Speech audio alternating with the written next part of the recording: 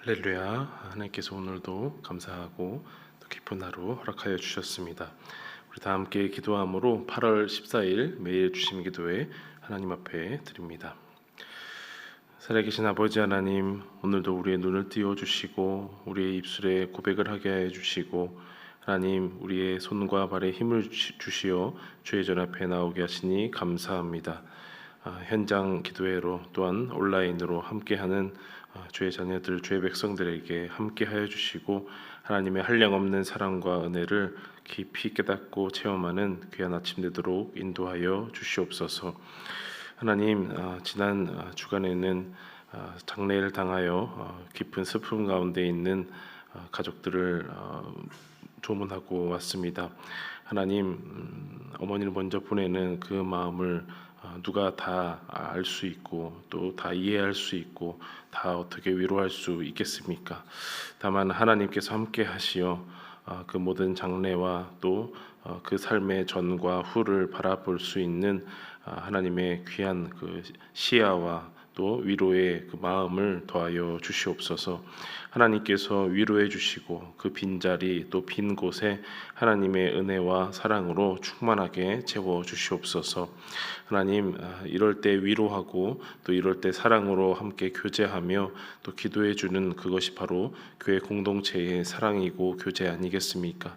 하나님, 우리 마음 가운데 넉넉한 마음 더하여 주시고 내 일처럼 여기며 또 다른 이들의 그런 아픔과 슬픔을 더 보듬어 줄 수 있는 우리 교회 되도록 인도하여 주시옵소서. 하나님, 또 하나 기도하기는 우리도 성도들 가운데 또 빚과 채무로 인하여서 말 못할 고통과 어려움을 겪는 가정들이 꽤 있을 것입니다.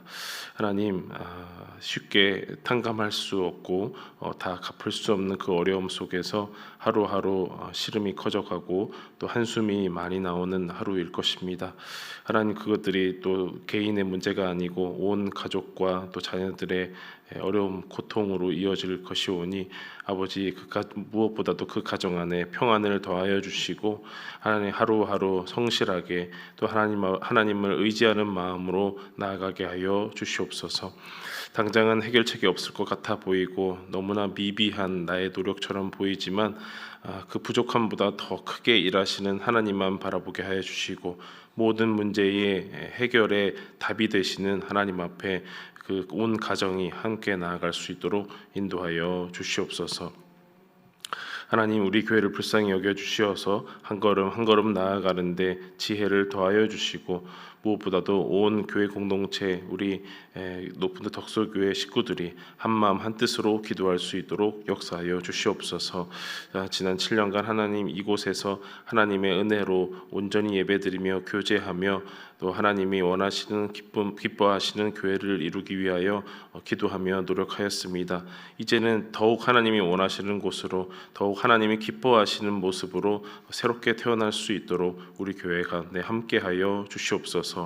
또 어디로 가든지 우리가 마음을 모아서 한마음 한뜻으로 하나님 섬기며 또 그 지역을 위하여 힘써 헌신하는 우리 교회 되도록 주님 인도하여 주시옵소서. 하나님, 이제 말씀 가운데로 나아갑니다. 어두운 우리의 눈을 열어서 주의 율법에서 놀라운 것을 발견하게 하여 주시고, 예레미야 선지자의 말씀을 통하여서 우리 마음 가운데 경종을 울리며 하나님의 뜻을 가슴 깊이 새기는 귀한 시간 되도록 인도하여 주옵소서. 예수님의 이름으로 기도하옵나이다. 아멘. 하나님 말씀, 예레미야 50장 1절에서 10절까지의 말씀 우리 교독하도록 하겠습니다. 예레미야 50장 1절에서 10절까지의 말씀, 마지막 10절은 함께 읽겠습니다. 제가 먼저 봅니다. 여호와께서 선지자 예레미야에게 바벨론과 갈대아 사람의 땅에 대하여 하신 말씀이라.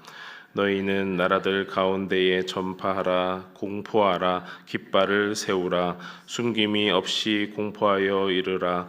바벨론이 함락되고 벨이 수치를 당하며 무로닥이 부스러지며 그 신상들은 수치를 당하며 우상들은 부스러진다 하라. 이는 한 나라가 북쪽에서 나와서 그를 쳐서 그 땅으로 황폐하게 하여 그 가운데에 사는 자가 없게 할 것임이라. 사람이나 짐승이 다 도망할 것임이니라. 여호와의 말씀이니라. 그날 그때에 이스라엘 자손이 돌아오며 유다 자손도 함께 돌아오되 그들이 울면서 그 길을 가며 그의 하나님 여호와께 구할 것이며 그들이 그 얼굴을 시온으로 향하여 그 길을 물으며 말하기를 너희는 오라 잊을 수 없는 영원한 언약으로 여호와와 연합하라 하리라. 내 백성은 잃어버린 양떼로다. 그 목자들이 그들을 곁길로 가게 하여 산으로 돌이키게 하였으므로 그들이 산에서 언덕으로 돌아다니며 쉴 곳을 잊었도다. 그들을 만나는 자들은 그들을 삼키며 그의 대적은 말하기를 그들이 여호와 곧 의로운 처소시며 그의 조상들의 소망이신 여호와께 범죄하였음인즉 우리는 무죄하다 하였느니라. 너희는 바벨론 가운데에서 도망하라. 갈대아 사람의 땅에서 나오라. 양떼에 앞서가는 순념소 같이 하라. 보라, 내가 큰 민족의 무리를 북쪽에서 올라오게 하여 바벨론을 대항하게 하리니 그들이 대열을 버리고 쳐서 정복할 것이라. 그들의 화살은 노련한 용사의 화살 같아서 허공을 치지 아니하리라. 갈대아가 약탈을 당할 것이라. 그를 약탈하는 자마다 만족하리라. 여호와의 말씀이니라. 아멘. 예레미야의 말씀, 또 열국 심판에 대한 부분을 우리 계속해서 읽어가고 있습니다. 이스라엘의 주변에 있는 나라들을 크고 작은 나라들을 하나하나 살피고 있는데 이제 오늘부터는 우리가 익숙한 지명인 이제 바벨론에 대한 심판의 말씀이 쭉 이어집니다. 바벨론을 심판하는 이유 하나죠. 이스라엘 백성을 위한 것이고 이스라엘 백성이 끌려갔던 곳이기 때문에 결국 이 유종의 미라고 해야 될까요? 대망의 마지막 편은 많은 나라들을 열거하다가 드디어 바벨론까지 이르렀다 이렇게 볼 수가 있겠습니다. 그래서 열국 심판에 대한 내용을 보면은 제일 처음에는 애굽으로 시작을 해서 제일 마지막은 바벨론으로 이렇게 마무리를 하게 됩니다. 애굽은 이스라엘이 노예 생활을 당하면서 가장 수치스럽고 치욕을 당했던 그런 나라이면서 마지막까지 의지하려고 했던 그 나라가 바로 애굽, 이집트가 되겠고 바벨론이라고 하면은 침공을 당하여서 망하게 한 나라이지만 끝까지 항복하지 않아서 예레미야의 말씀처럼 끝까지 항복하라 하였지만 순종하지 않아서 포로까지 이끌어가는 그런 수치를 당했던 그런 나라이겠습니다. 그렇게 이제 그 바벨론이 이제 심판을 당한다라는 그런 말씀인데요. 오늘 본문에서 알 수 있는 바벨론 심판의 내용 세 가지를 하나씩 살펴보려고 합니다. 첫 번째, 바벨론 심판의 내용을 보면은 신상을 파괴하겠다라는 하나님의 말씀이 있습니다. 벨과 무로닥이라는 신상을 파괴하겠다라는 말씀인데요. 2절의 말씀 함께 보겠습니다. 우리 함께 읽어볼까요? 시작. 너희는 나라들 가운데에 전파하라, 공포하라, 깃발을 세우라, 숨김이 없이 공포하여 이르라. 바벨론이 함락되고 벨이 수치를 당하며 무로닥이 부스러지며 그 신상들은 수치를 당하며 우상들은 부스러진다 하라. 하나님께서 일하셔서 이제 그 바벨론이 함락될 것입니다. 그런데 바벨론이 함락되는 것과 마치 동일한 언어로 벨이 수치를 당한다, 무로닥이 부스러진다, 또 같은 말로 신상들이 수치당하고 우상들이 부스러진다라고 말씀이 되어 있습니다. 이 벨과 무로닥이 바벨론의 이제 주신, 주요한 신, 가장 그 상급 신이라고 볼 수가 있습니다. 마치 이스라엘에게는 여호와 하나님이 계신 것처럼 이 벨과 무로닥이 바벨론의 그런 주신이라고 하는데요. 이 벨이라는 이름에서는 바알이라는 벨, 바알 이렇게 이름이 비슷하죠. 그래서 주인이라는 그 뜻을 가지고 있으면서 동시에 이 벨은 무로닥과 거의 동일시되는 그런 신으로 여겨지고 있습니다. 무로닥이라고 하는 신은 바벨론 말로는 또 마르둑이라고도 합니다. 마르둑, 무로닥 이제 같은 말이기도 하면서 이 바벨론의 왕의 이름에도 들어가고도 합니다. 근데 이제 무로닥 또 이 마르둑이라고 하는 신은 여호와 하나님과 비슷한 그런 위치라고 이제 바벨론이 그렇게 신화에서 또 그들의 믿음에서 말하고 있는 신입니다. 그래서 창조 기사에 속한 창조주로 여기는 그런 신이 이제 무로닥인 것이죠. 그래서 그 어둠의 신, 악한 신을 쳐서 둘로 쪼개서 하늘과 땅을 만들었다. 뭐 이런 이제 신화들이 막 이어져 내려오면서 그들이 창조주로 섬기는 가장 제1 되는 그런 신인 것입니다. 그런데 하나님께서 말씀하시기를 그 신상들이 다 부스러지고 파괴될 것이다라고 말을 하는 거예요. 단순히 나라만 함락되는 것이 아니라 이스라엘에게 보복을 해주시려고 나라만 무너지는 그 수준을 넘어서서 그들이 믿고 그들이 의지했던 또 이스라엘이 두려워하고 수치를 당했다, 우리 하나님은 졌다라고 생각하는 그 모든 것마저 하나님은 다 엎어버리신다라는 것이죠. 그래서 그들이 섬겼던 벨 무로닥이라고 하는 이방 신상들을 다 부스러 틀어버리겠다라는 것이 바벨론 심판의 첫 번째 내용이겠습니다. 이제 두 번째 바벨론 심판의 내용을 보면은 북쪽 나라에 의한 파괴를 언급하고 있습니다. 3절 말씀인데요. 제가 읽어드립니다. 이는 한 나라가 북쪽에서 나와서 그를 쳐서 그 땅으로 황폐하게 하여 그 가운데에 사는 자가 없게 할 것임이라. 사람이나 짐승이 다 도망할 것임이니라. 한 나라가 북쪽에서 올 것인데 바벨론이 점령당하고 황폐하게 될 것이다라는 말씀입니다.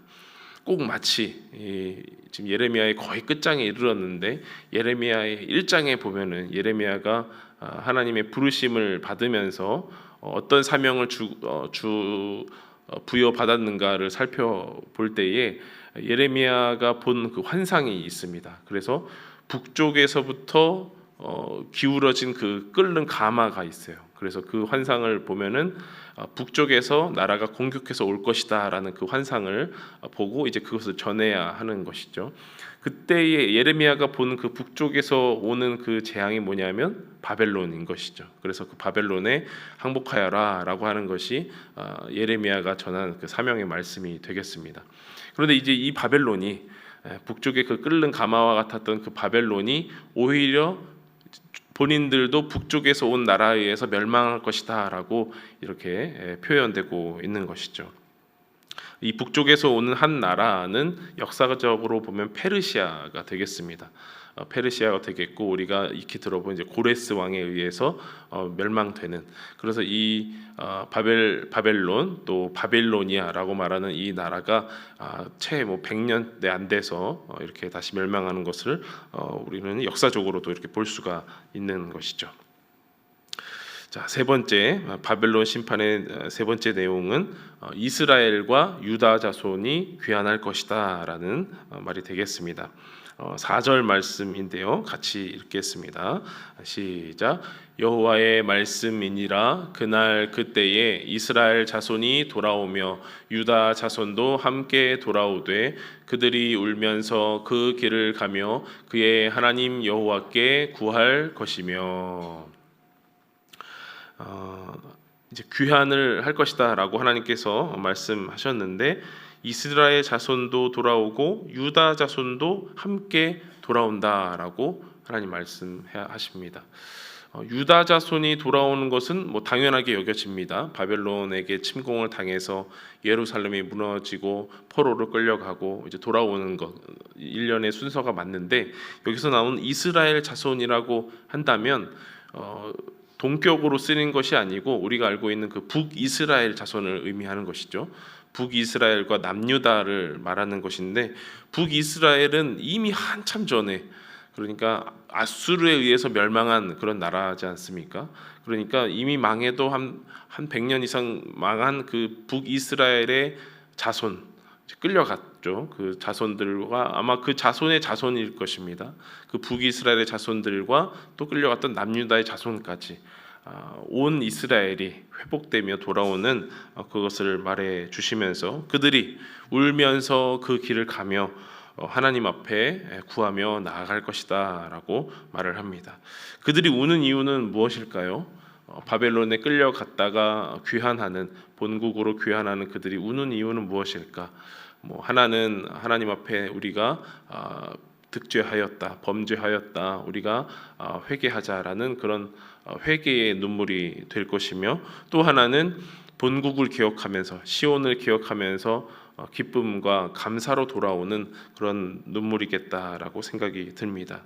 그래서 그 돌아오는 길 속에서 하나님을 찾고 조금 더 구체적으로는 하나님께 가까이 나아가는 그 시간이 된다라는 것인데요. 바벨론 심판의 그 세 번째 내용이 이 유다와 이스라엘 자손의 귀환이라고 하였는데, 바벨론이 심판당하여서 망하는 것이 곧 이스라엘과 유다 자손의 구원이고 회복이다, 이렇게 볼 수가 있는 것이죠.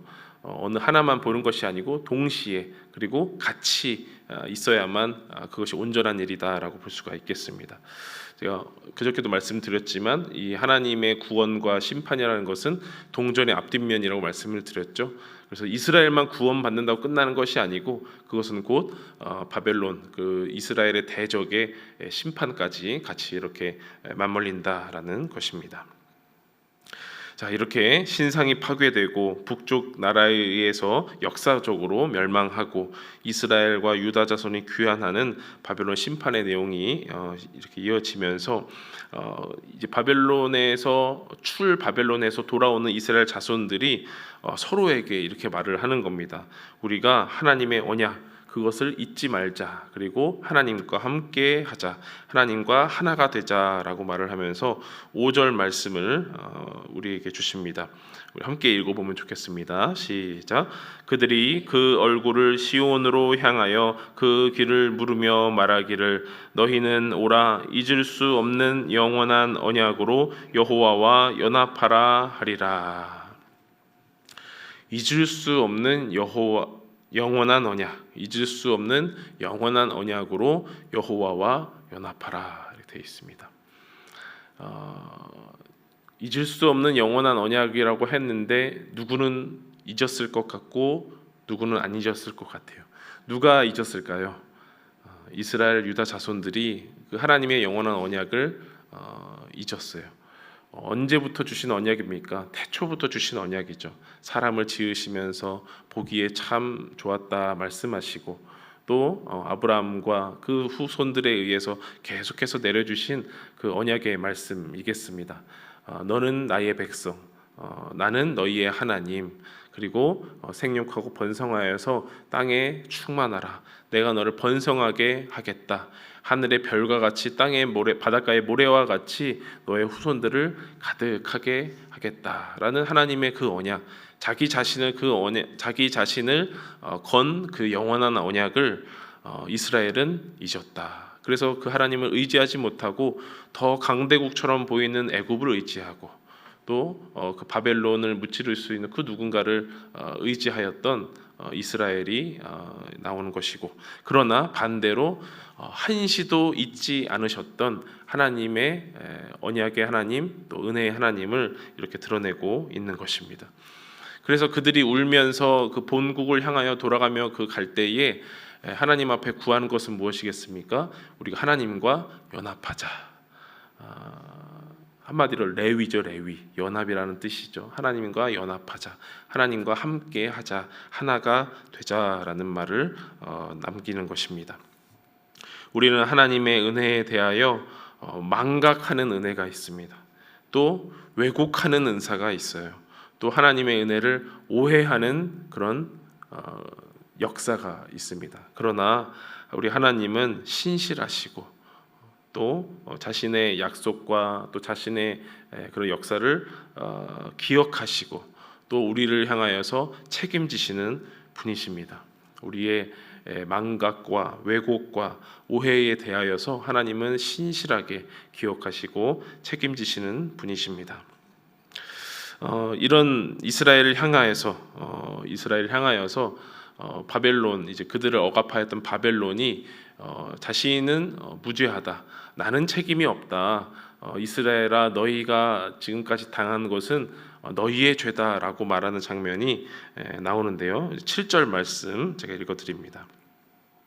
그들을 만나는 자들은 그들을 삼키며 그의 대적은 말하기를 그들이 여호와 곧 의로운 처소시며 그의 조상들의 소망이신 여호와께 범죄하였음인즉 우리는 무죄하다 하였느니라.